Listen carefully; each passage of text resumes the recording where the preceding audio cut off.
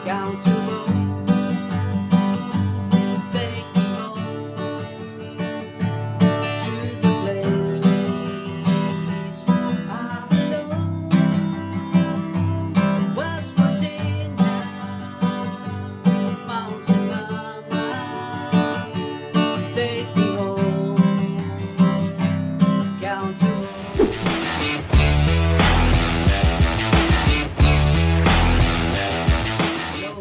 Guitars, welcome back again sa aking YouTube channel.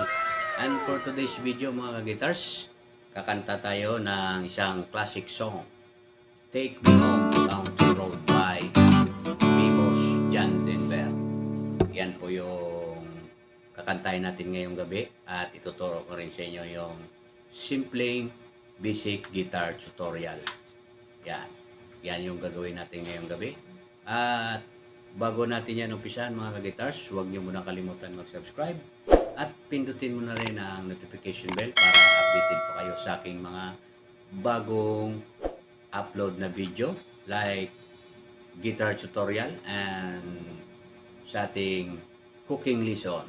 Yan po yung ginagawa ko po sa aking channel. Ayan mga ka-guitars, at umpisa na natin. Ang chords na gagamitin natin mga guitars ay G, D, E minor, at C. Yan po yung chords natin sa buong kanta.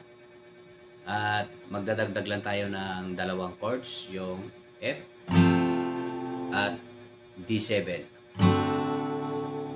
Yan po yun ay gagamitin natin sa bridge sa huling kanta na yun mga guitars.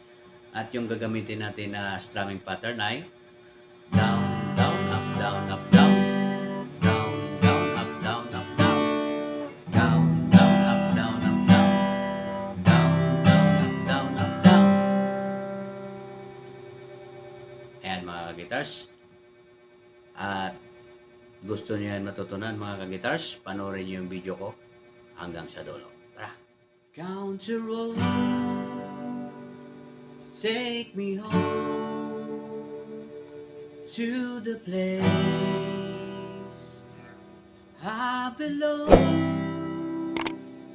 West Virginia, Mountain Mama, take me home. Count to roll.